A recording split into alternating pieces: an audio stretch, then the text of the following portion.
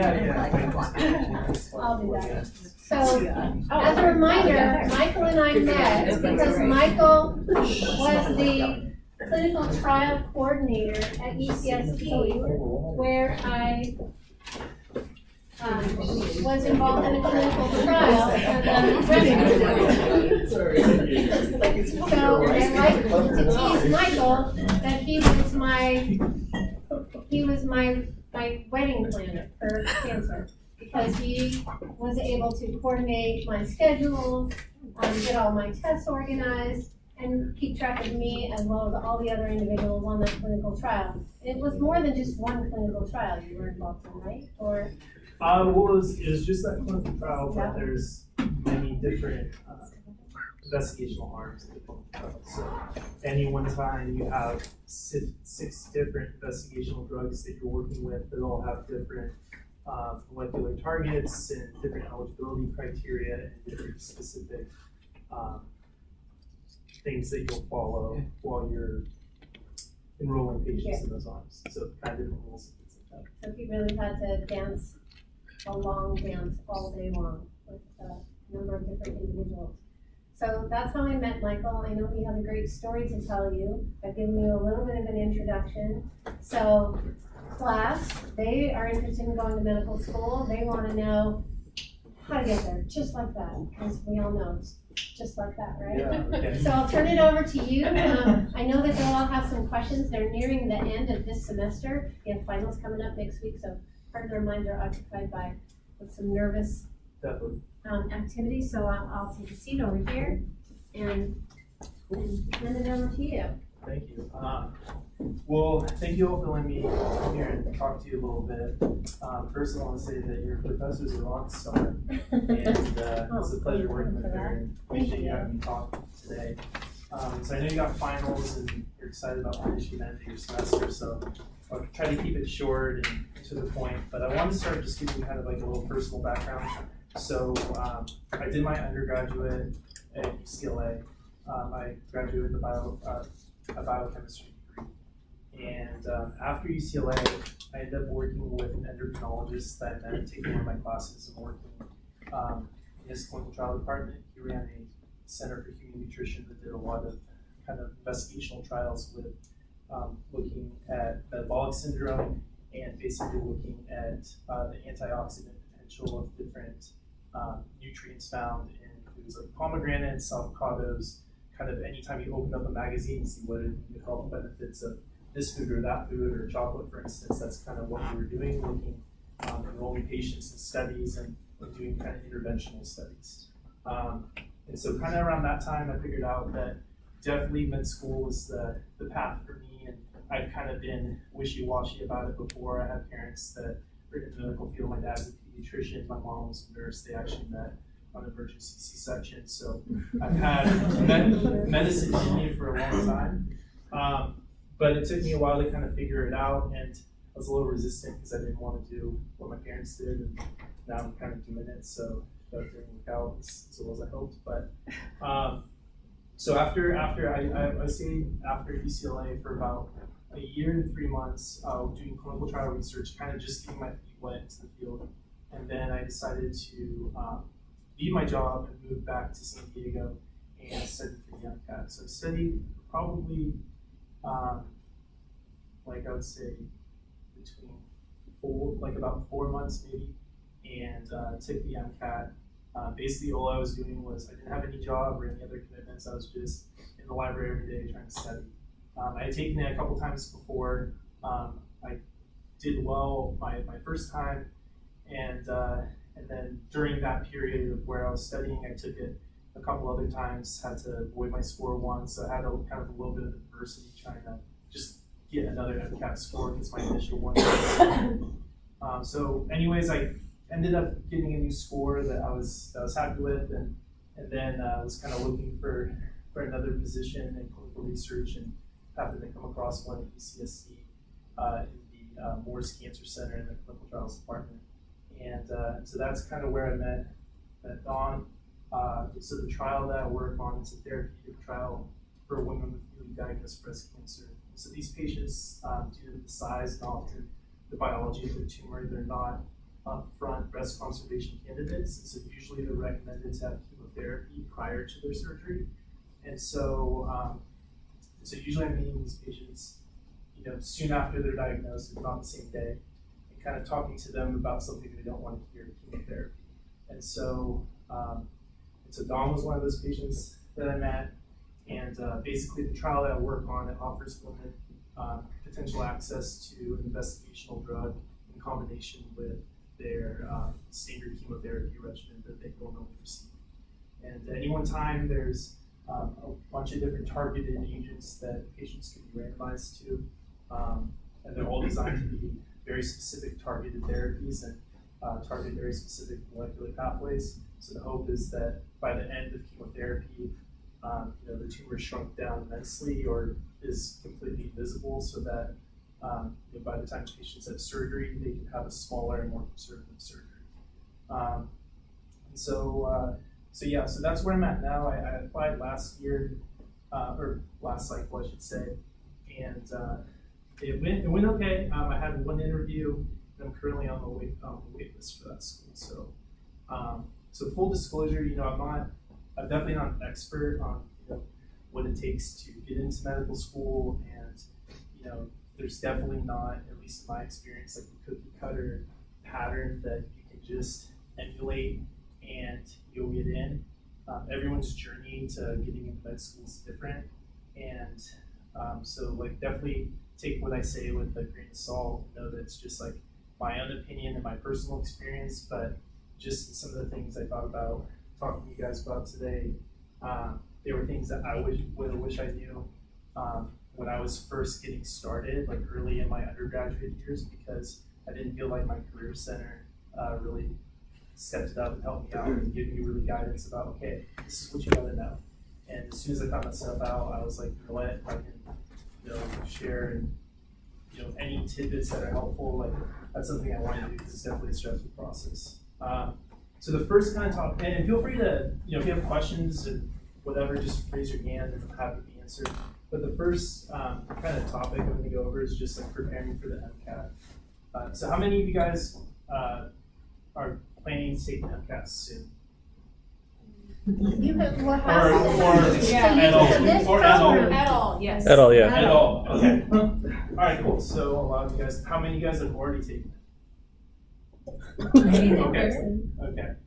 So definitely, as you know, and some of the stuff I probably talked about, I'm just assuming that you guys have zero knowledge, but I know you guys probably already know quite a bit, if not more than me, about the topic. But for the MCAT, it's definitely one of those things that you have to commit fully to, and just trust the process and start early by creating a plan.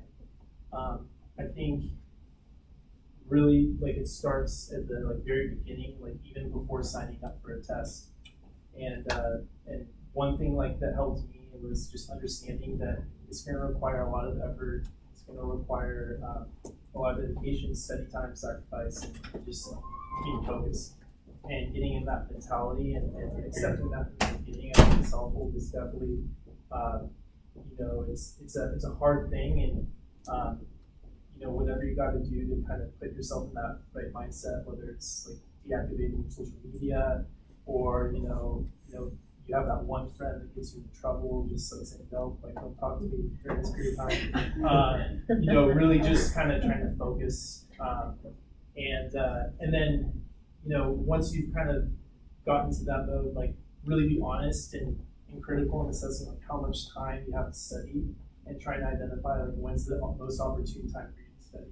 So for me, the first time I took it during the summer, and studying for the summer was really I felt the best opportunity I had. I definitely did, and when I retook it, when I was working at UCLA, I was trying to work a full-time job and then study on the side, and I definitely underestimated how many solid study hours I could get in. For me, it was hard to handle, and so the most recent time that I took it, having that time where I could just dedicate purely to studying every day and really having nothing else, because not everybody has that scenario, so whatever works best for you. Just be honest and knowing your time commitments to school or extracurriculars, family commitments, and time for fun as well. And then another question that comes up a lot is, do I self-study or do I take like an MCAT prep course? And so I've done both. I think the first time I took an MCAT prep course because I really didn't know much about it, and it's like, look, I don't have the time. I'm like in school right now, I don't have the time to really,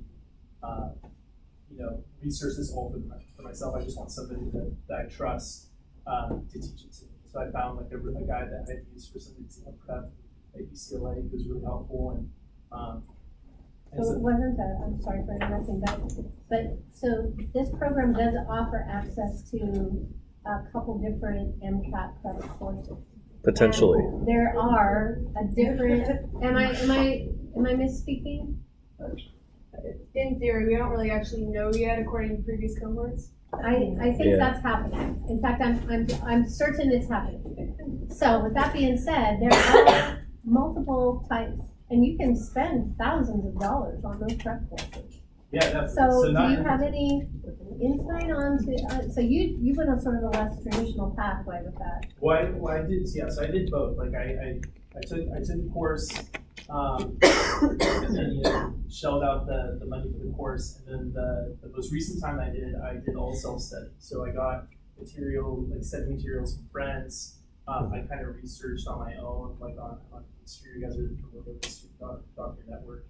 I kind of researched like what were the ideal study materials for that, and I just kind of compiled it all together and created a study plan for myself where I set up like a Google Calendar, and I was like, okay, like from this time to this time, I'm going to be in the library, I'm going to be studying, I'm going to be studying this, and kind of really formulated a plan of like what I'm going to do, and that was successful for me.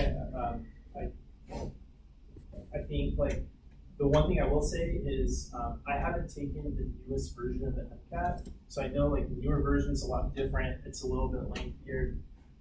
There's some new set material there, so definitely getting feedback from students who've taken it and looking on Student Doctor Network for things like that. Maybe get a good like free resource for you guys. Student Doctor Network, are you guys familiar with that? Most of you guys probably have looked on it. And in general, like I have a couple tidbits about it. I don't recommend it for a lot of things because I think it just increases people's anxiety. Mm-hmm. But I think it is helpful for finding out information like that about the MCAT, kind of like which study tool, and it's still fairly new, this administration of the test. So figuring out like which study tools are most helpful. So again, that's just like kind of I think the best advice is you guys know yourself and what works and doesn't work and what your strengths and weaknesses are. So be honest in assessing like your own ability, and if like you're somebody that will benefit from having like the organization and structure of a class and having it set up, then like that may be something to pursue. If you guys are like, no, I'm a rock star, I can set this up and find it out, figure it out, and go for it. Like there's not a right or wrong decision there. It's just whatever you're most comfortable with and works with you. And so, after that, after you've kind of like formulated an initial plan and decided, between those two decisions, definitely research exam dates, like when they're being hosted, and sign up early. California fills up really, really fast. Usually it's like a few months in advance because everyone's trying to take it in California. And some things to think about, do you plan to take the MCAT the same year that you apply? Do you want your score before the application opens to be submitted, or are you comfortable getting it once the application season has started? Because you'll need that MCAT in order for your application to be complete. And so we'll talk about that a little bit more. But those are just kind of things to think about. But I would definitely look into exam dates like sooner than later. You'll hear me kind of say like start early a bunch, and I think that's really like the best advice I can give you is like start earlier and start planning. But don't fret if it's not something to talk about. And then as far as for studying for the MCAT, like things I found helpful, just try to find ways to keep yourself motivated. It's really hard, it's really rigorous, and it's not the most fun thing. But definitely, whatever inspires you about being a doctor, or just keeps you motivated in general, whether it's going to work out or meditating or doing yoga or reading a book, whatever, like make sure that you do that and you incorporate it into your routine, and that like if you have like inspirational quotes or whatever, you keep that stuff visible, because it'll just really, every time you see it, and like one thing you can do too is just keep down like a countdown till days till you take the test, and just having that visual reminder a lot just really helps to like make you feel good, and like just when you wake up in the morning and it's the first thing you see, your mind is already like ready to go. You're not getting distracted by like looking at Instagram or Snapchat, whatever. So I feel like for me that's helpful.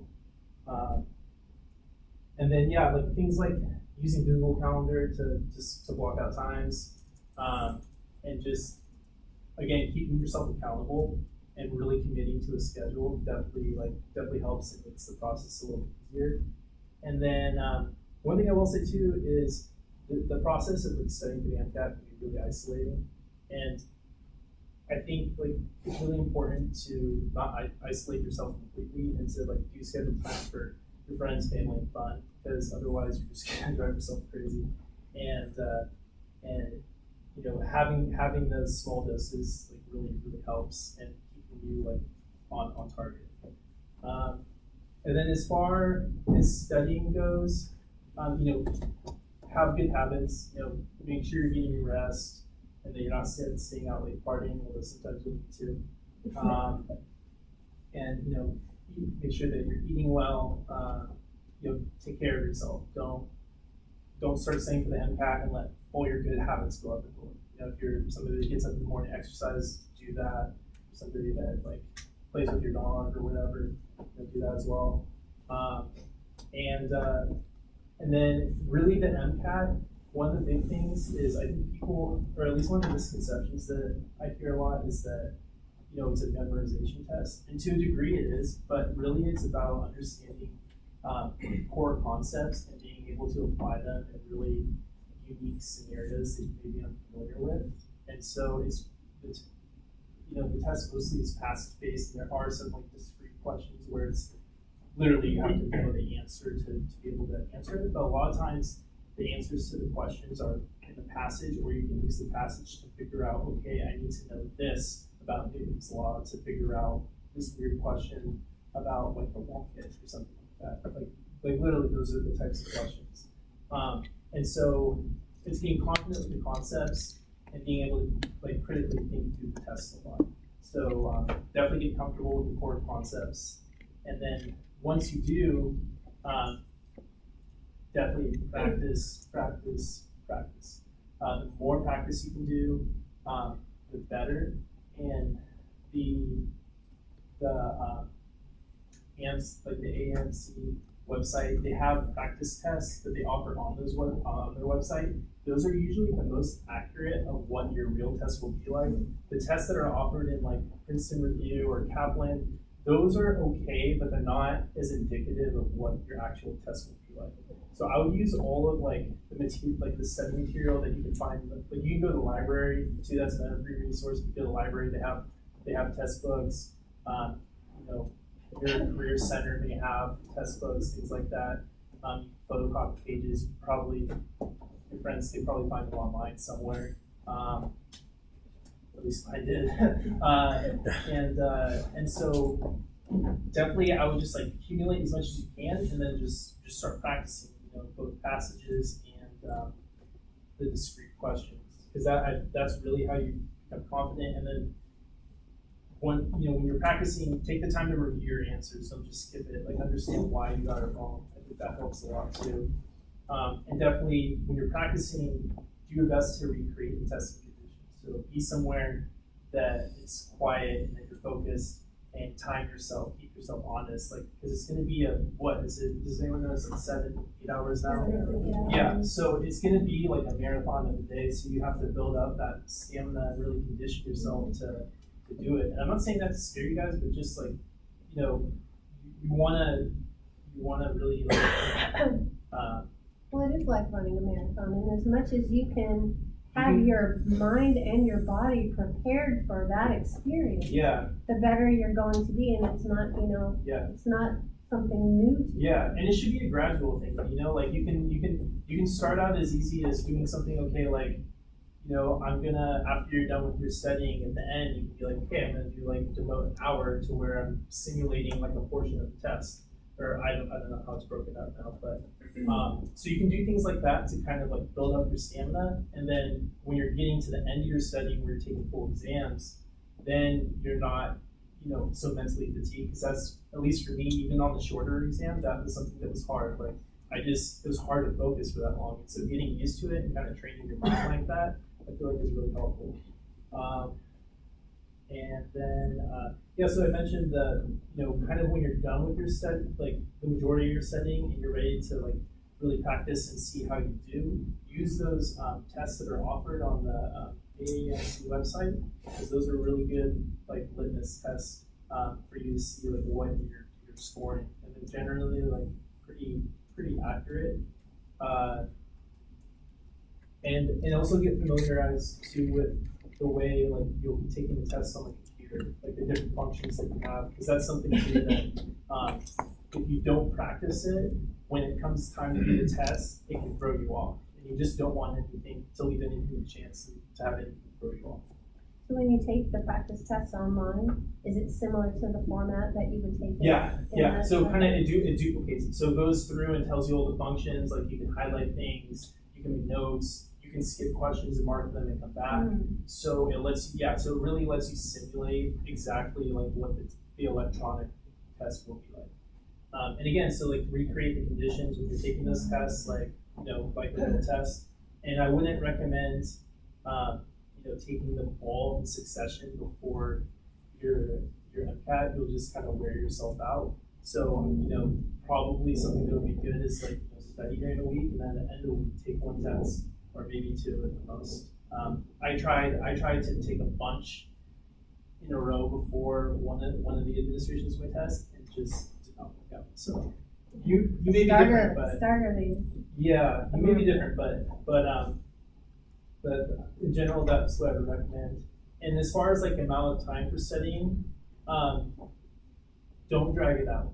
Like, don't start studying and then kind of be wishy-washy about it, and then just say, oh, it's okay, I'm gonna delay and like take another month. Because the more time you start adding to the studying, you just like mentally wear yourself, and it's harder to stay motivated and into it. Versus if you just say, okay, I'm gonna have this 3 months where I'm just gonna kick ass and go for it. So I think like really setting like a definitive timeline and committing to it is important. And then one thing, like before, the week before taking the test, I'd recommend keeping it just really mellow. Like, you know, do some light studying, but do things that you enjoy. Go to the beach or go hang out with your family, because at that point you've done all the work and you know it, and you don't need to stress yourself out by reassuring yourself that you know it, and you'll do fine. And I think when I did that my last time, it really helped, and I felt really fresh going to my test and really confident. And that's the other thing too, is just be confident. You know, test day, just be mellow, be confident, positive, and trust your instincts. Just go for it. And don't be scared about getting wrong answers. Just you know, skip questions you're unsure of, use process of elimination, all the test taking strategies. And at the end of the test, you'll have an opportunity to either score it or avoid it. And my recommendation would be to follow your instinct.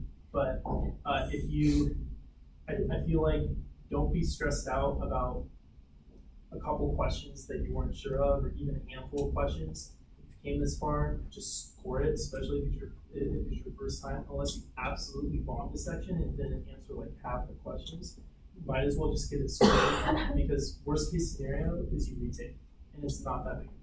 That's the only downside. That's the only downside. The only downside to taking the test again. So med schools do look at, like, you know, if you score a test, you know, med schools will see that score regardless of what it is. If you void the test, they won't even see that you signed up for it. And so, you know, some people don't want to score because they get nervous. You know, like, what if I do bad? I don't want med school seeing that, but honestly, it doesn't matter.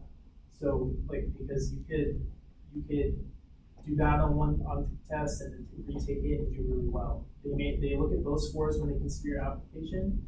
But if you get through the entire test and you're only unsure about a handful of applications, I think you should go for it and score it, because worst case scenario, you retake, and a lot of people retake. So it's not like there's a few people, It doesn't count against you. I mean, it can count against you, but I mean, there's like, I think there's a perception that very few people retake, which is not true. Some people retake the MCAT multiple times. I was one of those people, and there's plenty of people I know that have gone into med school that have retaken it. So just don't let that like fear, I guess, hold you back, because some people psych themselves out of a great score. And if you're mellow about the process at the test day, and it goes very similar to what you experienced on your practice test, then that's probably a good sign. So, and I think with the right preparation, you guys will all do fine. And then the last, so then after the test, celebrate, go out, have a good time. And then when you're assessing your score, this is probably the most nerve-wracking part, I think, of the whole process, because it doesn't come back till 30 days after you take the test.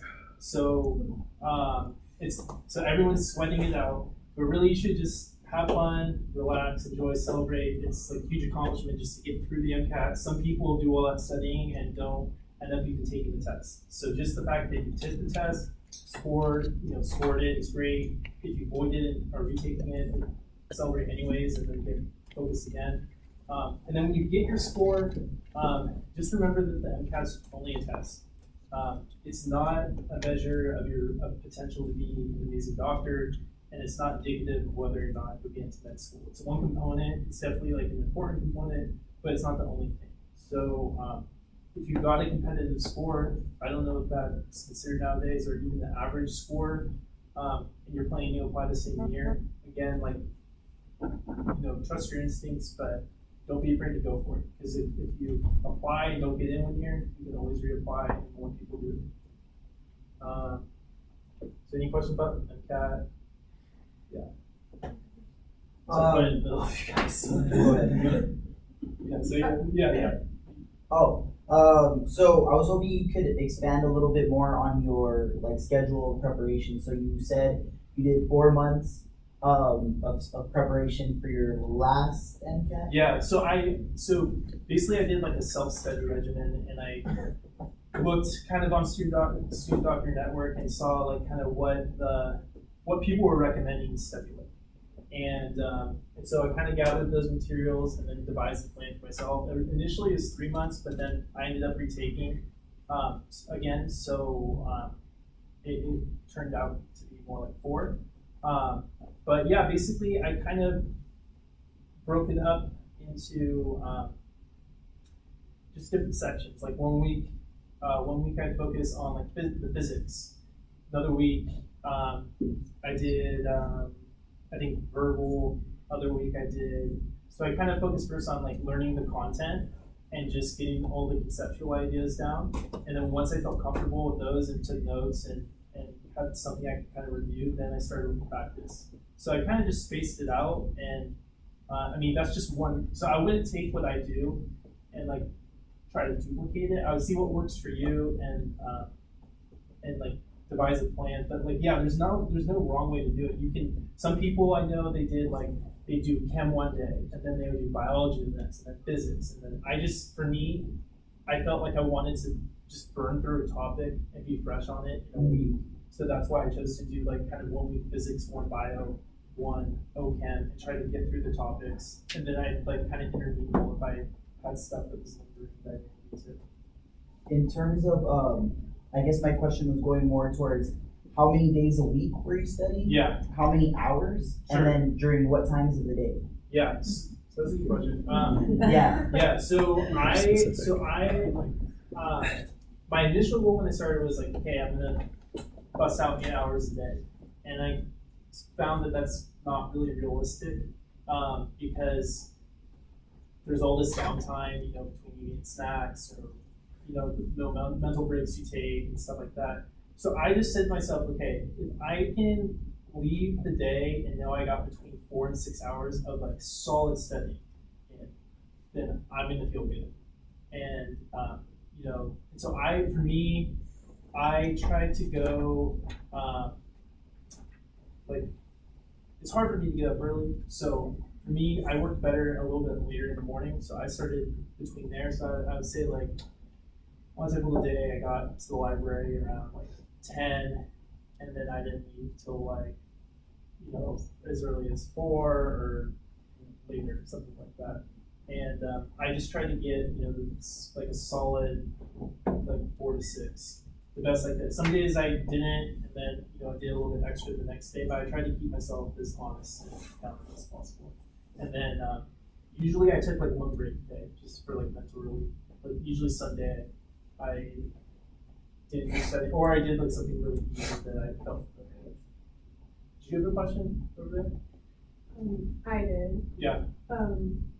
I was wondering if, like, for an 8-hour test, is like 8 hours straight, and is not a hard copy test. It's actually on It's computer. Yeah, it's computer, but it's not straight. You have breaks in between that probably make it about. So I don't know exactly what the like total assigned test time is.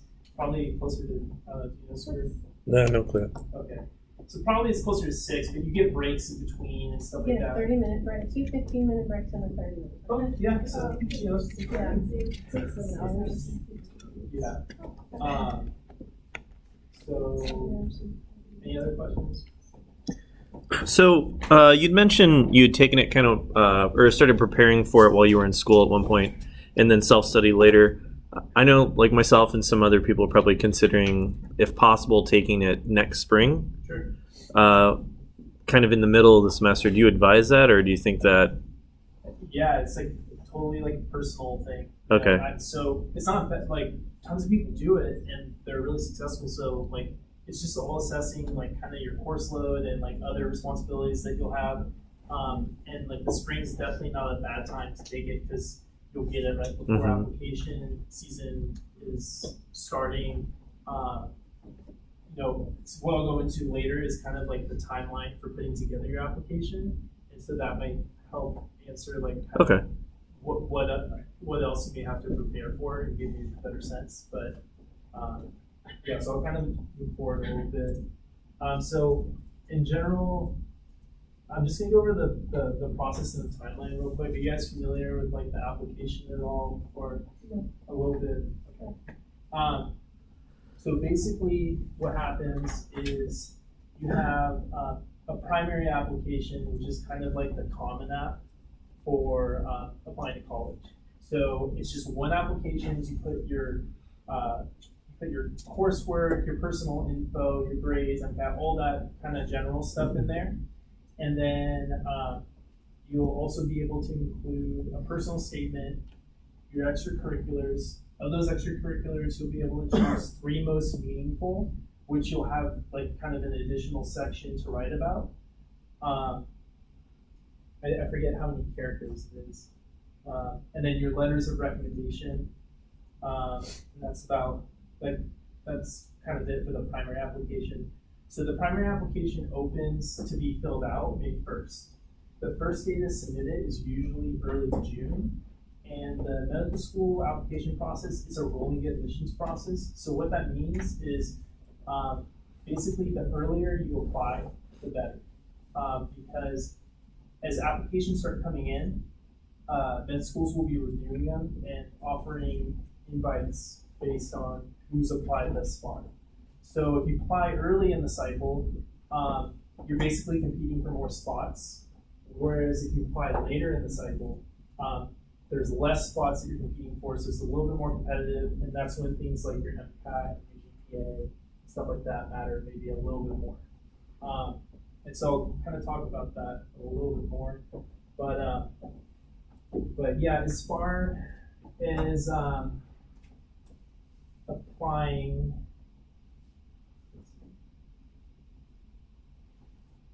yeah, so as far as that's your primary application.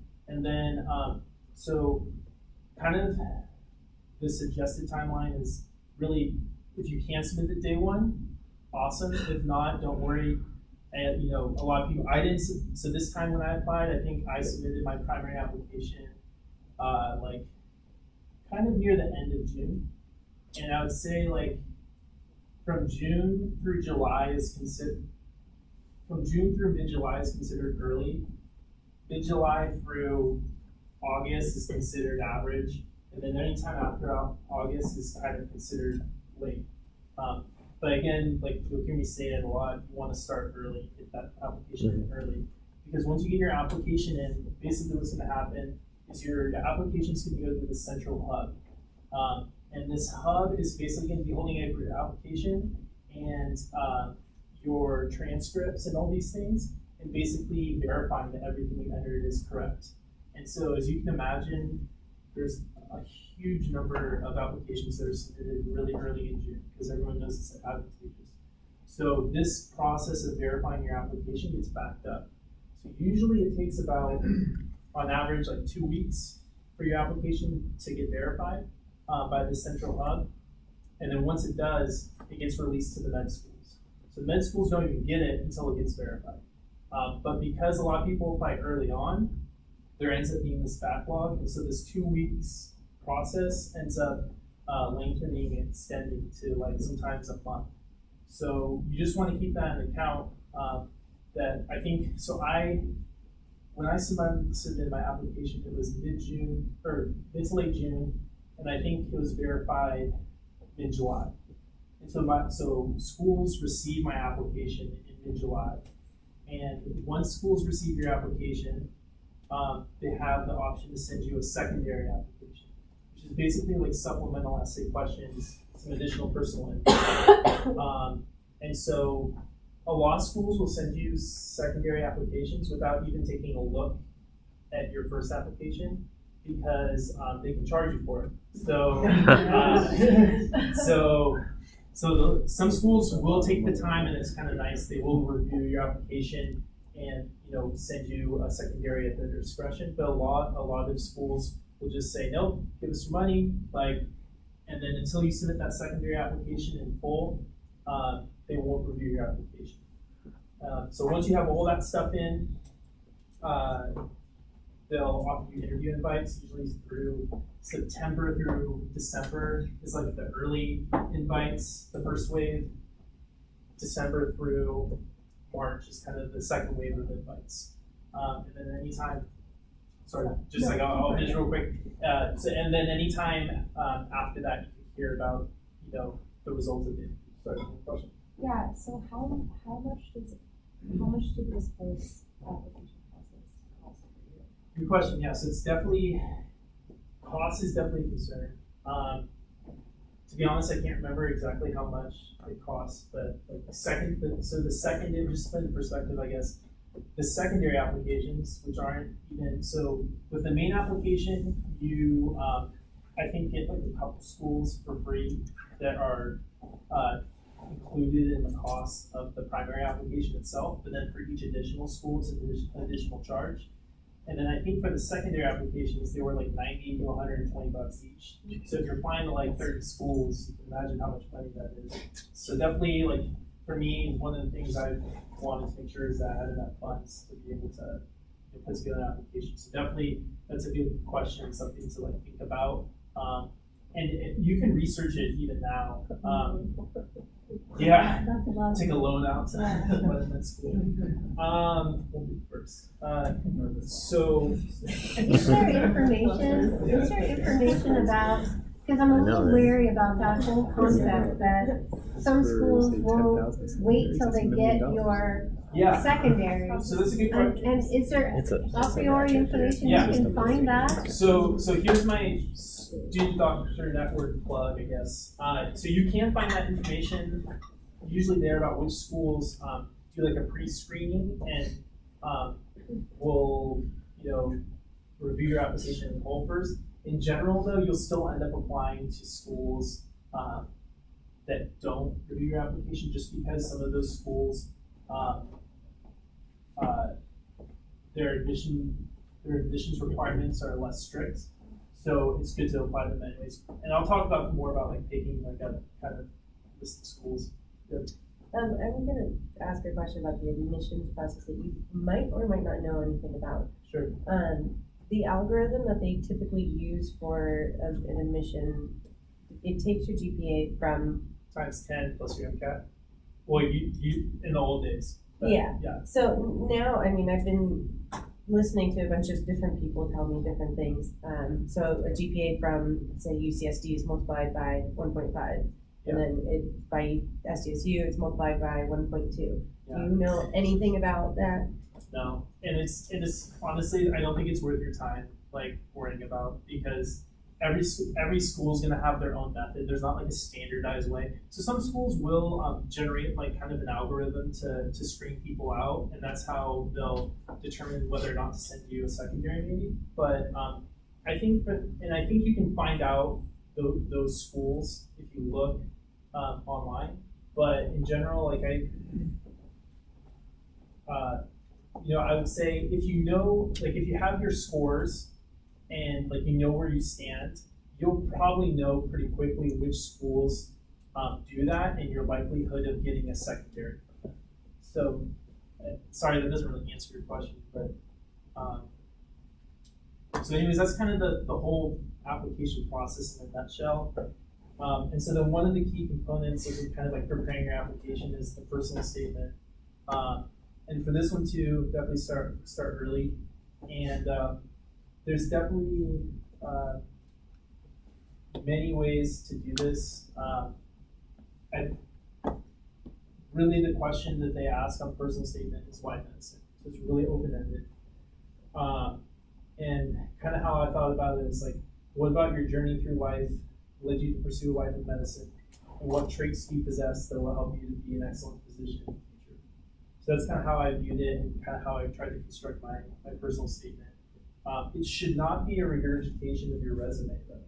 So I think there's some people fall in the trap of, trying to list all their accomplishments in there. And they're gonna see that in your main application. So that's not what you want to use that time for.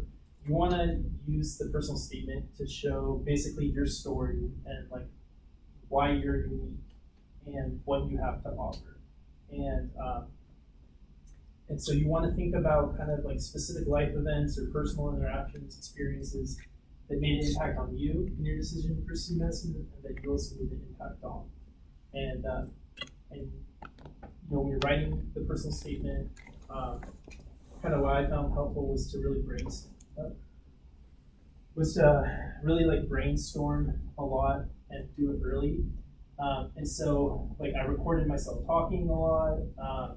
I wrote stuff down just like anywhere I could. I always tried to have something available to write down notes when inspiration hit, because it kind of hit in the most random places. I think you'll get burned out about thinking about it for a long time, and so you'll find that you'll be walking to like class and then you'll think of a great idea and you'll be like, where's the pen and paper? So I wrote stuff on my phone, or I'd be in the shower. For some reason I thought, well, I'm gonna do this in the shower. And so then I'd write something down. And also talking it out with somebody is helpful. Just doing free writing, drawing pictures, like really with anything that you can do, just be creative. And then once you have kind of all those notes, look at them and try to find like a common thread or theme that can describe your life's journey. And then when you're ready to kind of like start working on a draft, don't try to write your first draft perfect. I'm kind of one of those people that wants to do it perfect the first time, and that really did not help me. I think once I started, I think some of the best ideas I had, I wrote stuff that I didn't even understand at the time, and I just was like, okay, whatever. I'm one of those people that has to write every sentence in perfect succession, and I completely abandoned that and just wrote stuff that didn't even make sense. And then when I look back on it, I was like, oh no, this is really great, and then I could kind of expand on it once I had to remove from it a little bit. And then probably with the personal statement, you just have to think about that admissions committees are really reading a million of these a day.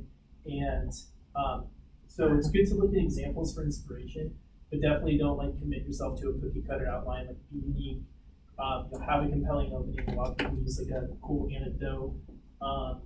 And so just do something that represents you and that you're happy with, and just notice that your opportunity to like share with them something that's not going to be on your application, and that's like your personality and kind of the other individual experiences that you've had.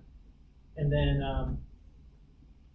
I think just do your best. Don't try to make it perfect. Like, it's not worth delaying submitting just because it's not perfect. Just do your best, and if you feel like it's not good, just realize that there may be someone out there that thinks it's like amazing and really loves what you have to say. I think like I was really critical with mine and like didn't think it was great, and then and other people too. They're like, oh, my personal statement was like terrible. I can't believe we got into that school. But yeah, just yeah.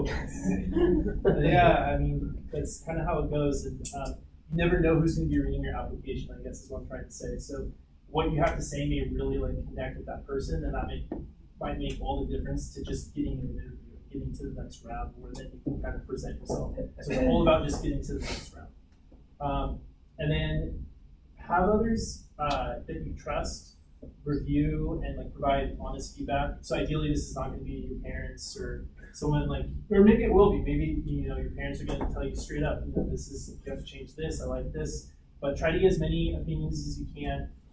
Feedback early, and yeah, start working on it early. Definitely, don't start working on it a month before. Like maybe April, March, start thinking about it, and then get serious. As the deadline gets closer. So that's my spiel about the personal statement. We can move on to letters of rec. That was like a third question. Okay, so letters of rec. Okay, so this one definitely causes a lot of anxiety, I feel like. So ask early, and ask from people who know you well and are going to be able to write a strong letter for you.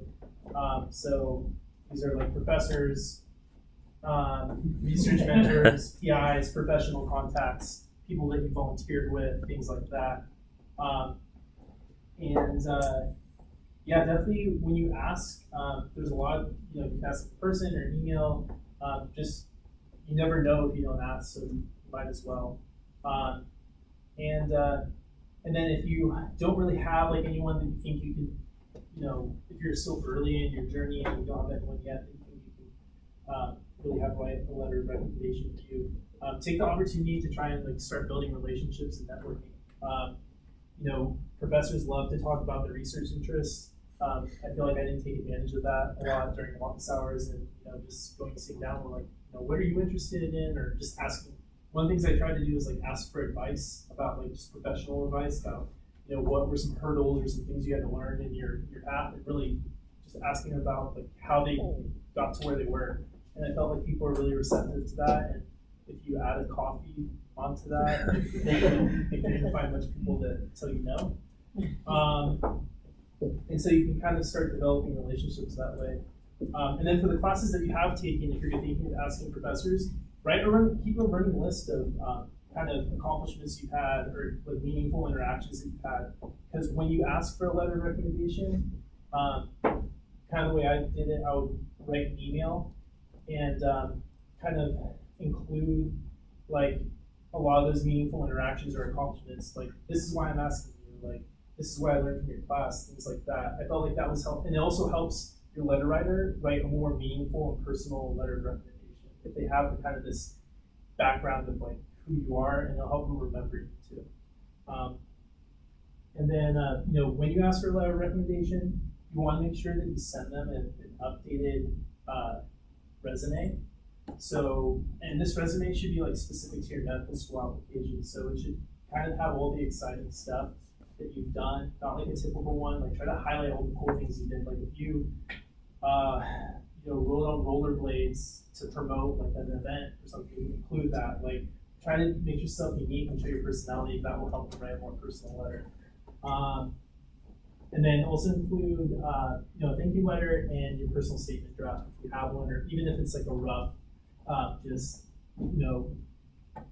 edit about why you want to be a doctor. And then one thing to take note of too is kind of to research the letter of recommendation requirements that individual schools have.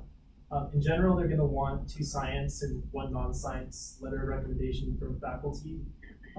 But each school has their own requirements, and something I learned kind of late in the process last year is not everyone's the same, and some are like really specific. So if there's schools that you're interested in applying to, find those out early just to make sure you have the letters of rec to meet the requirements, and that way you don't submit that application and then realize after the fact that, oh wait, I don't meet the requirements here. Same goes for like the course requirements and things like that. And if you just go on the internet and look at the website for each school, they'll have like all the coursework and the admissions requirements that you need. And so the next thing is just as far as completing the primary applications, to start early. Get copies of your transcripts. So it opens May 1st to start filling out. Get copies of your transcripts, or you're going to need copies of your transcripts for every university that you attended. So that includes community college, other universities outside of San Marcos. So those can take a while to get sent. Same thing, there's kind of, over time, there's a backlog as it gets closer to the submission date, early June. So get those early and start filling out the info in the coursework section. It definitely takes some time, so it's not something you want to do like the day of. And then research your medical school list. So the best tool is going to be the MSAR, MSAR, and that's available on the AMC website. And basically it's going to give you all like the breakdowns of what the average MCAT, GPA, admissions requirements, all those like stats for you to narrow down your search of what's going to be a good medical school. It's going to be listed there. You can see how many in-state versus out-of-state students are selected. If California is one of the out-of-state schools that they select a lot of students from. So I would look at the MSAR just to get a sense of like, what's going to be a good school list. In general, you're going to want to apply broadly. And I guess another misconception is that there's like lower tier med schools. That's just not true. Any med school that you get into is like amazing, and the best one that you get into is going to be, or the best med schools going to be the one you get into. Yeah, definitely putting together a good list, because you don't want to be super top heavy and like be applying to Harvard and Yale and Columbia if you don't meet their admissions requirements. So just be mindful of that. Know that California schools are going to be really competitive. They usually have the most number of in-state applicants applying and the most out-of-state applicants applying. So it's definitely, you don't get that in-state advantage of applying to a California school. So definitely think outside the box and think about applying out of state. It's a good option. And then make sure too that in addition to meeting their like coursework requirements, that you fit their mission statement. Some have like very specific mission statements to like serving rural communities and things like that. So if none of your activities or resume reflects that, then you're not going to be a good candidate for them. So that's someone that maybe you won't apply to. But if that's your deal and that's what you've done, then that's a great school to go to. But just check their mission statement and their values and see if it like matches what you are presenting on your application. And then the experience section. So definitely take some time on the experience section. You don't want to be lazy and kind of just leave that to the last minute. It's another good opportunity to just point out the most interesting aspects of your application and include some like really cool things that jump off the page.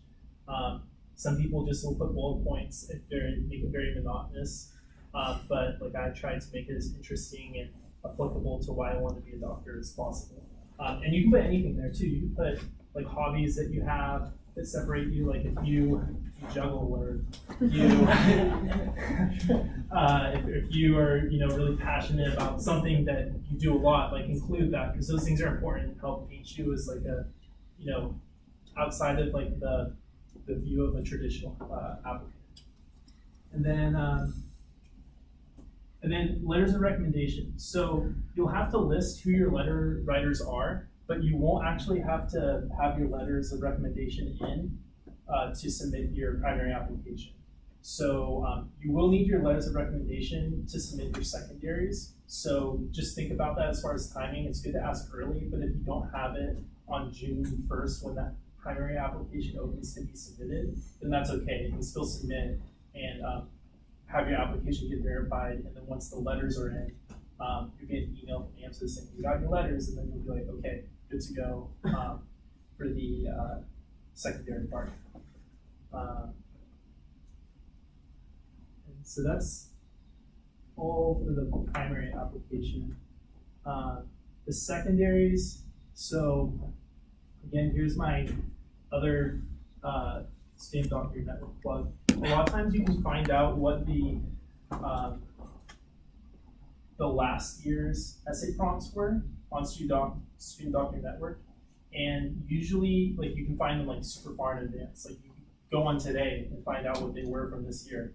And so with those prompts, I would suggest like pre-writing, even as early as like when you're working on your primary. Just jot down ideas and keep a Google Doc or a spreadsheet, and just I think the more planning you can do in pre-writing will help, because once you start getting secondaries, a lot of times once your application gets verified, you'll look at your email and you'll have like 10 secondaries all in one day, and you're like, the goal for the secondaries is you want to turn them around as soon as possible, because once the school has your secondary and they review it, then they can offer you an interview, and by being early here is key. So in general with the secondaries, you want to turn them around in about maybe 2 weeks. So yeah, I think like having anything you can do to kind of pre-write or get ahead will help. The Student Doctor Network is a good resource for that. And you can reuse a lot of the prompts, even though they're not all the same. A lot of them are similar, so then you can take stuff from what you've previously written and kind of like just adapt it a little bit. I think one thing for the secondaries that's good to think about is, and how someone described it to me once was, this is kind of like your love letter to the school. So you want to try, if you can, to kind of research what the school's about, what they value, and incorporate that when you respond to your secondaries. Also good to know about love letters. Yeah, Yeah. that as well. Do your research. Yeah, do your research. And here again, like, do your best. Perfection is not the key here. It's just turning it around, because if they never see it, you're never going to be able to get an interview invite. So it's more important just to get it in than for it to get perfect, than for it to be perfect. And they know that like you have so many secondaries, so they're expecting that it's not going to be super polished. But just do your best, and I think pre-writing will help. And then make sure your letters are recommended. That's the last thing. And then one like side note before I just get into interviews, I don't have that much more, so I'll kind of open up to questions after that.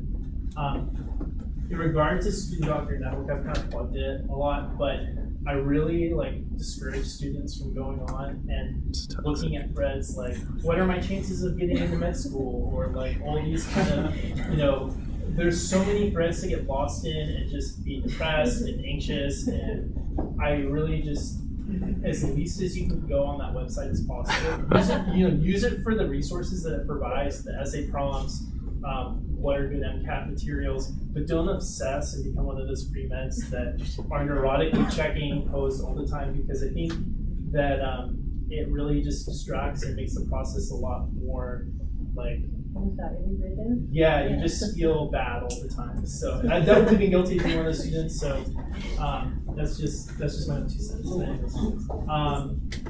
As far as the interviews, you get an interview, like congratulate yourself. It's like really amazing. There's so many students that apply every year for interviews, and definitely prepare.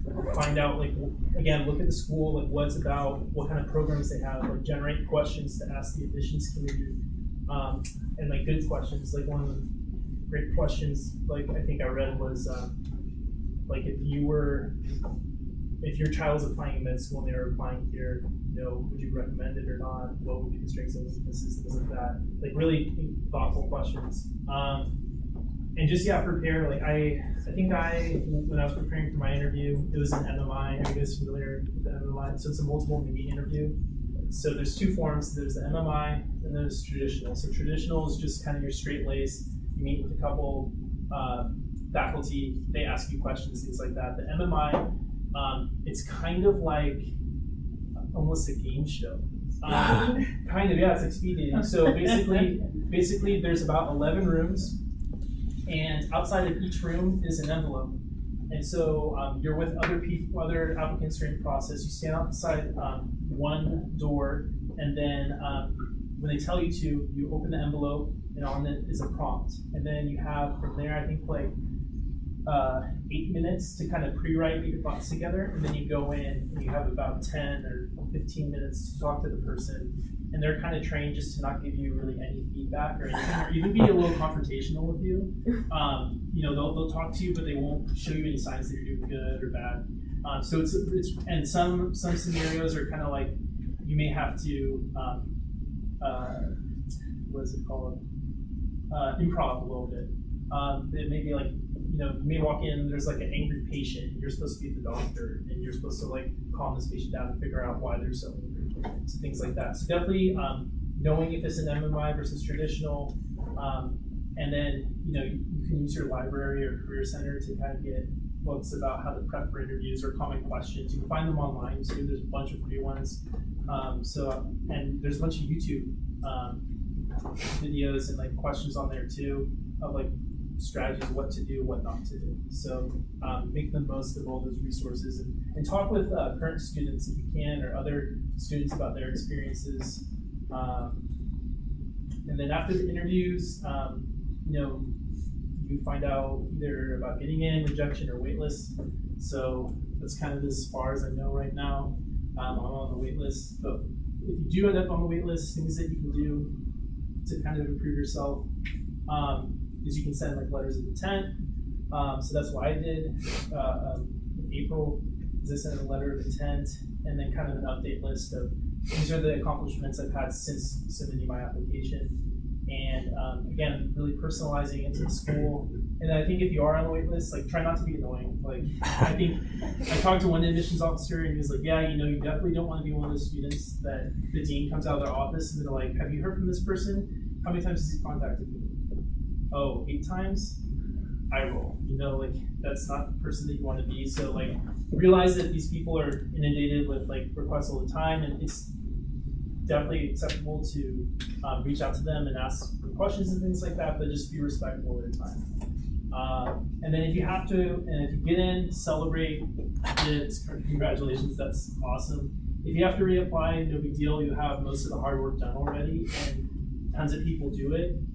Some of the best doctors I know did not have stellar MCATs, did not have stellar GPAs, gotten in off the wait list, or had to apply multiple times. So again, getting in on your first time, if you don't get in on your first time, don't be discouraged. It happens a lot. And again, it's not indicative of like whether or not you'll be a good doctor. And as far as strengthening the application, I think you can kind of look at your own application and know maybe what you have to add. If you're really volunteer and oriented, maybe throwing in research or some medical experience or professional experience, something like that will help. There's not like a set formula, so it's just following your own kind of passion and interest and understanding these are kind of the general requirements that med schools want.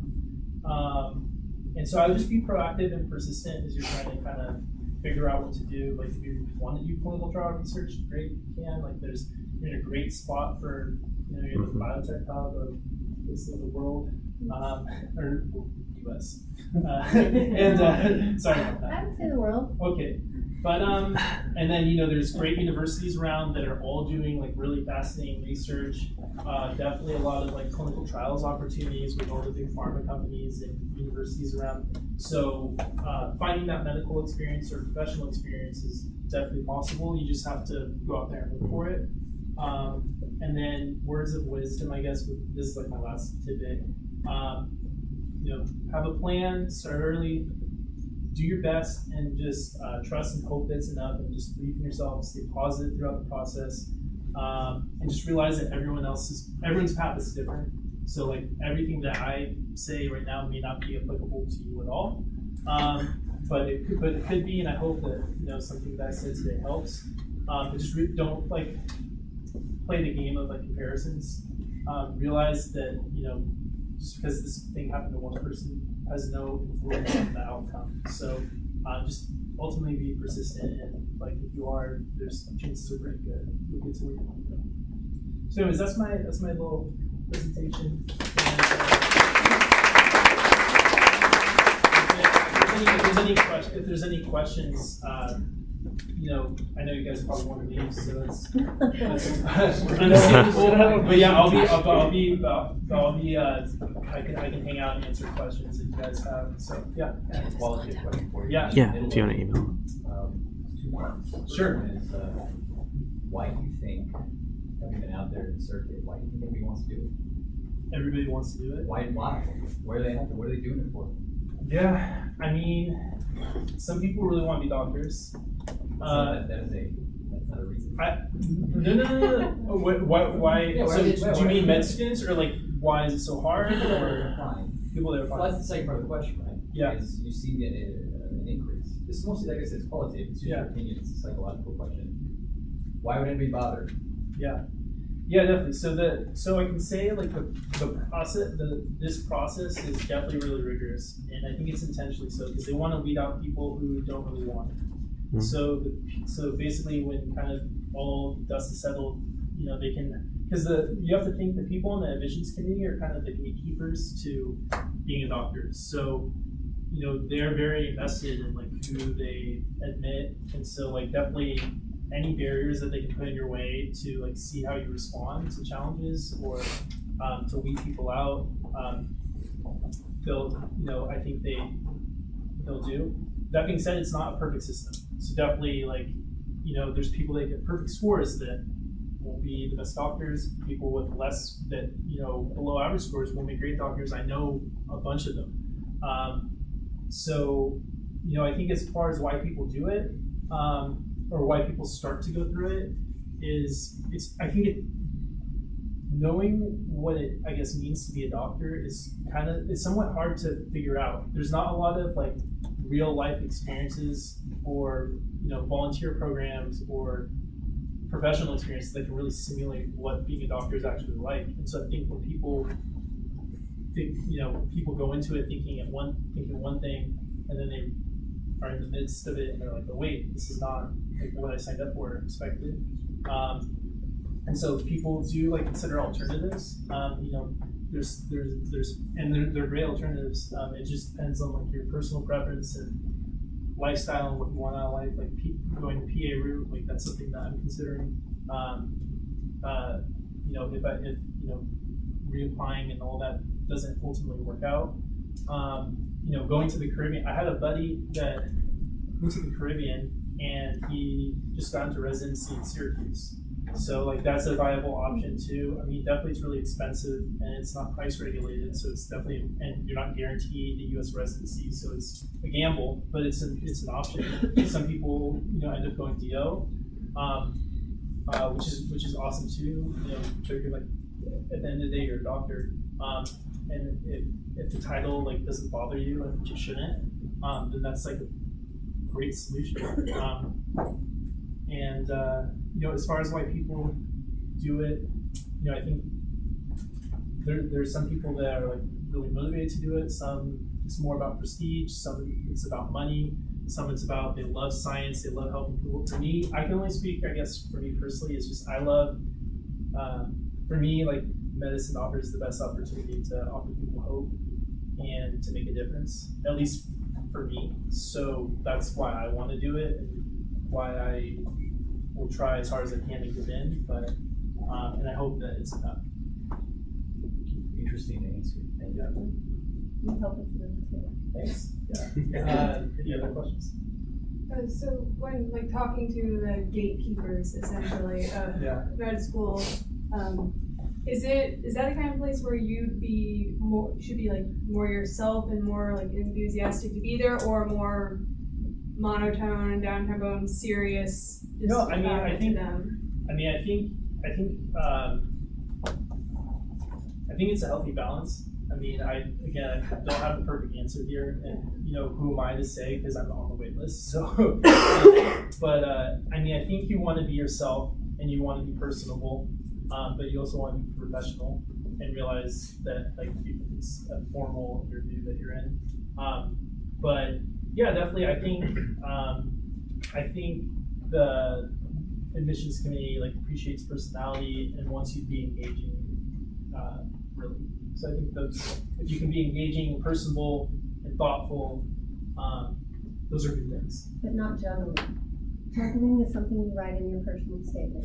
Yeah. You don't want to be a juggler. I mean, unless interview. he's or she is a juggler too, and she mentions it in one. But otherwise, yeah, you may want to leave that for the application.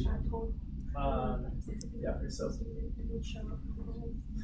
As for letter of recommendations, who wrote yours and why?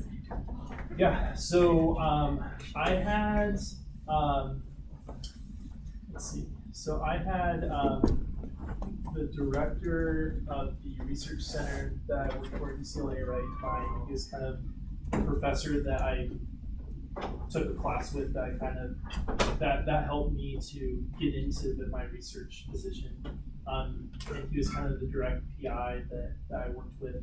So he was somebody from UCLA that wrote mine. So he kind of talked about my, my academic competency, and then also kind of from a professional side as well. Did you read his letter? I did, yeah. So not all of them will send you their letter. I mean, it's completely up to them. But he wrote me one, and then I had I had a few other doctors who I work with. I don't want to get into titles because it doesn't really matter about titles. It's more what they have to say. And I mean, certainly credentials help, but it's more important the content of the letters. And so if you have somebody with all the credentials in the world that writes you a really matter of fact, boring letter of recommendation, it may not go as far as someone who knows you very well, can speak so highly of you and passionately advocate for you, who may not be as well known. So I think just the quality of the letter is more important than who's writing it. Who's writing it definitely comes into play, but I would go for quality. But that being said, just make sure that it's somebody that's not a personal relative or personal friend, something like that. Somebody that can vouch for your academic prowess and what you may have to offer, or your professional experience or volunteer experience, things like that. Additionally to that, have you ever heard of somebody you've mentored writing a letter of recommendation for you? Yeah. So I think it's hard because if you're mentoring them, it's a good question. But my initial thought is I guess it depends on the situation, but if you're mentoring them, then in that relationship, you're the more mature senior person. So it's hard for an admissions committee maybe to give that letter the same weight as someone who is a mentor for you, who you look up to. So that's the only thing I would comment. I mean, it might be unique and it might not hurt, but I think it just depends. Yeah.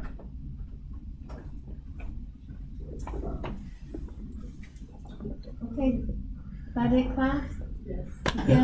You still feel encouraged? It's a big task, just the application, but don't let that get you down, Sherry-Ann. Yeah, hopefully they're all I'm not finding this one. It's good to know, but I remember when it was with grad school, the same sort of thing. Every step I thought it was just so intimidating, but you just keep putting one foot in front of it and do what Michael said, remind yourself that was the goal. And remember, put your head up and go, oh yeah, that's why I want to go there. And if you keep doing that, it'll be over before you think about it, and you'll be up here talking to another cohort behind you, telling us. So thank you, Michael. Yeah, thank you very much.